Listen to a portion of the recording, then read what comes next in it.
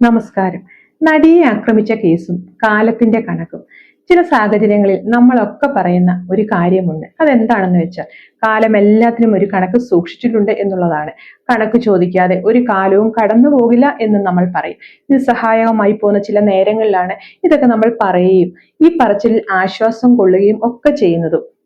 യുവനടിയെ പാതിരാത്രിയിൽ അതിക്രൂരമായി ഉപദ്രവിച്ച ആ സംഭവം, അതിനെപ്പറ്റി ആലോചിക്കുമ്പോൾ തന്നെ നമുക്ക് ഭയം തോന്നുകയും ചെയ്യും. അപ്പോൾ അത് അനുഭവിക്കേണ്ടി വന്ന ആ പെൺകുട്ടിയുടെ അവളുടെ അവസ്ഥ എന്തായിരിക്കും? അത് നമ്മുടെ ചിന്തകൾക്കും അപ്പുറത്തുള്ള ഒരു കാര്യം തന്നെയാണ്. നമ്മൾ വിശ്വസിച്ച് ഒപ്പം യാത്ര ചെയ്യുന്ന ഒരു വ്യക്തി നമ്മെ ഉപദ്രവിക്കുന്നതിന് വേണ്ടി കളമൊരുക്കുന്ന ഒരു അവസ്ഥയുണ്ടല്ലോ, അതെത്ര ഭയാനകവും മാനസികാഘാതവുമാവും നമ്മൾ ഉണ്ടാക്കുക. ഒരു സ്ത്രീയെ സംബന്ധിച്ചിടത്തോളം ഒട്ടും പ്രതീക്ഷിക്കാതിരിക്കുന്ന ഒരു സമയത്ത്, സുരക്ഷിതമെന്ന് തനിക്ക് തോന്നിയ ഒരു സാഹചര്യത്തിൽ ഒരു കൂട്ടം ആളുകൾ വളരെ പെട്ടെന്ന് ഒത്തുചേർന്ന് അതിക്രൂരമായി ഉപദ്രവിക്കുക എന്നത് ചിന്തകൾക്കും അപ്പുറത്തുള്ള മാനസികാഘാതമാണ് ഉണ്ടാക്കിയെടുക്കുന്നത്. പ്രശസ്തമായ ഒരു വചനമുണ്ട്. അതിങ്ങനെയാണ്: നിങ്ങൾ വേണമെങ്കിൽ എന്നെ കൊന്നോളൂ, ഞാനത് സഹിച്ചോളാം. പക്ഷെ എന്നോട് വിശ്വാസവഞ്ചന നടത്തുക എന്നത് എനിക്ക് സഹിക്കുന്നതിനും പൊറുക്കുന്നതിനും അപ്പുറത്തേക്കുള്ള ഒരു കാര്യമാണ്. മരണത്തിലും അസഹനീയവും കടുപ്പമേറിയതുമാണ് ചതിക്കപ്പെടുക എന്നുള്ളത്, പ്രത്യേകിച്ചും അതിനീചമായ ഒരു ലക്ഷ്യത്തിനു വേണ്ടിയാവുമ്പോൾ. തനിക്ക് സഹായത്തിന് ആരുമില്ല എന്ന തോന്നൽ, ശരീരവും മനസ്സും അപമാനിക്കപ്പെടുന്നതിലെ വേദന, അവളുടെ ആ നിസ്സഹായ അവസ്ഥയെ പരിഗണിക്കാതെ അവളൊരു മനുഷ്യജീവിയാണ്, അവളാണ് ദയക്കായി മുന്നിൽ നിന്ന് കെഞ്ചുന്നത് എന്ന കാര്യം പോലും ഓർക്കാതെ അധപ്പതിച്ച മാനസികാവസ്ഥയുള്ള ഒരു കൂട്ടം നീച മനുഷ്യർ അവളെ വേട്ടയാടിയ സംഭവത്തെ പോലും ന്യായീകരിക്കാൻ തയ്യാറായ ചില വ്യക്തികളുണ്ട്. പുരുഷന്മാരുടെ അവകാശങ്ങളുടെ കാവലാൾ താനാണെന്ന് ഭാവിക്കുന്ന ഒരു വ്യക്തിയാണ് രാഹുൽ ഈശ്വർ. വാസ്തവത്തിൽ അതൊന്നുമല്ല അദ്ദേഹത്തിന്റെ ലക്ഷ്യം. കുറച്ച് പ്രശസ്തി അത് ലഭിക്കാനുള്ള വഴികളെയാണ് രാഹുൽ ഉപയോഗപ്പെടുത്തുന്നത്. അതിഭീകരമായി മുറിവേൽപ്പിക്കപ്പെട്ടവളാണ് യുവനടി. അവരെ വീണ്ടും മാരകമായി മുറിവേൽപ്പിക്കുന്ന തരത്തിലുള്ള അഭിപ്രായങ്ങളാണ് രാഹുൽ ഉപയോഗിച്ചിട്ടുള്ളത്. ടെലിവിഷൻ ചാനലുകളുടെ ചർച്ചാ പാനലുകളിൽ വന്നിരുന്നു നടത്തിയ പ്രകടനങ്ങളെല്ലാം ഇതിന് ഉദാഹരണങ്ങളുമാണ്. ഇടതടവില്ലാതെ സംസാരിക്കാൻ കഴിവുള്ള ഒരാളാണ് രാഹുൽ. ഇത്തരത്തിൽ അദ്ദേഹം താളാത്മകമായി സംസാരിച്ചിട്ടുള്ളതെല്ലാം മിക്കവാറും സ്ത്രീവിരുദ്ധ പ്രവർത്തനങ്ങൾ നടത്തുന്നവർക്കൊക്കെ വേണ്ടിയുമായിരുന്നു. ഇര എന്ന പേരിനെ അതിജീവത എന്ന് പേരുകൊണ്ട് മാറ്റി എഴുതിയ ഒരാളാണ് യുവനടി. അവരെയാണ് വർദ്ധിച്ച വീര്യത്തോടെ പങ്കെടുത്ത എല്ലാ ചർച്ചകളിലും ആഞ്ഞു വെട്ടി വീഴ്ത്താനായി രാഹുൽ ശ്രമിച്ചിട്ടുള്ളതും. ഇന്നിപ്പോൾ വർഷങ്ങൾ കുറെ കടന്നുപോയിട്ടുണ്ട്. രാഹുൽ ഈശ്വർ ആകട്ടെ സ്വന്തം റോൾ ഭംഗിയായി അവതരിപ്പിച്ചുകൊണ്ട് മുന്നോട്ട് പോയിക്കൊണ്ടിരിക്കുകയുമാണ്. 2025 അവസാനത്തിൽ എത്തിയപ്പോഴാണ് ഇത്തരത്തിലൊരു കാലത്തിന്റെ നീതി എന്ന് പറയാവുന്ന ഒരു സംഭവം ഉണ്ടാകുന്നത്.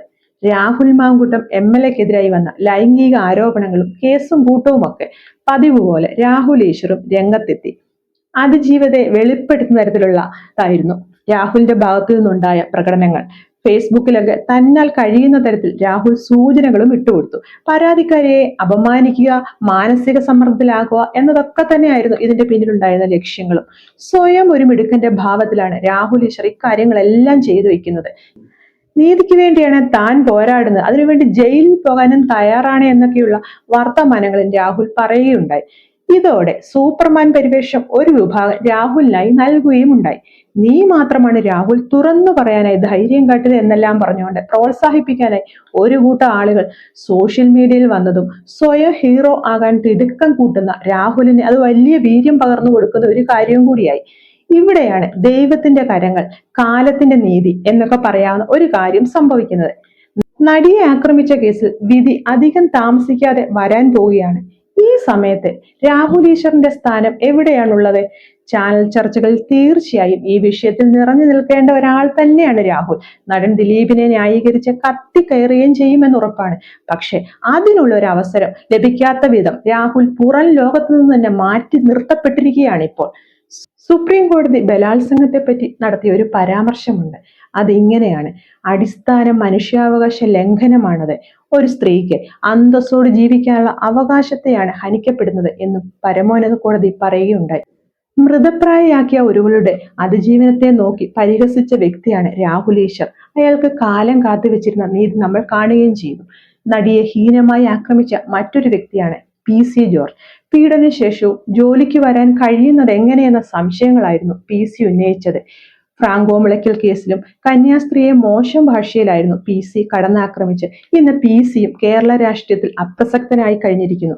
PC-യുടെ മുഷ്കും ലൈസൻസ് ഇല്ലാത്ത നാവും ഒക്കെ കാരണങ്ങളാണെന്നുള്ള കാര്യവും മറക്കാൻ പാടില്ല. പക്ഷെ PC ചെയ്തതും വളരെ വലിയൊരു തെറ്റ് തന്നെയായിരുന്നു. രാഹുൽ ഈശ്വർ പുറത്തു വരും എന്ന കാര്യത്തിലൊന്നും തർക്കവുമില്ല.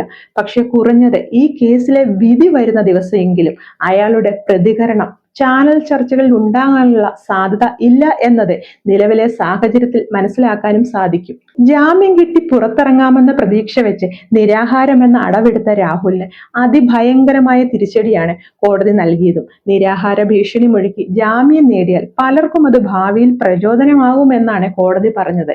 അതോടെ കോടതി വടിയെടുക്കുകയും ചെയ്തു. ഇതോടെയാണ് രാഹുൽ നിരാഹാരം വേണ്ട എന്ന അവസ്ഥയിലേക്ക് എത്തിച്ചേരുന്നതും. ഒരു പക്ഷെ നേരത്തെ തന്നെ നമ്മുടെ നിയമവ്യവസ്ഥ ഇത്തരം ഒരു നിലപാട് എടുത്തിരുന്നുവെങ്കിൽ രാഹുൽ ഈശ്വർ ഇത്ര കണ്ട് ധൈര്യത്തോടെ ആരെയും അപമാനിക്കാനായി ശ്രമിക്കുമായിരുന്നുമില്ല. സുധാകരൻ ദേവസ്വം മന്ത്രി ആയിരിക്കെ അദ്ദേഹത്തിന്റെ ഓഫീസിലെത്തി സീൻ ക്രിയേറ്റ് ചെയ്ത രാഹുൽ ഈശ്വർ അവിടെ നിന്നും ആരംഭിച്ചതാണ് തന്റെ അറ്റൻഷൻ സീക്കിംഗ് പരിപാടികൾ. കേരള ചരിത്രത്തിൽ ആദ്യമായിട്ടാവും ബലാത്സംഗത്തിന് കൊട്ടേഷൻ കൊടുക്കുക എന്നൊരു കേസ് ഉണ്ടായിട്ടുള്ളത്. അത്തരമൊരു കേസിൽ അതിഭയാനകമായി ആക്രമിക്കപ്പെട്ട ഒരു മനുഷ്യജീവിക്കെതിരെയാണ് തന്റെ അധിക്ഷേപം എന്നുപോലും ഓർക്കാനെങ്കിലും രാഹുലിന് കഴിഞ്ഞിട്ടില്ല. അതുകൊണ്ടാണ് പറയുന്നത്, കണക്ക് ചോദിക്കാതെ ഒരു കാലവും പോകില്ല.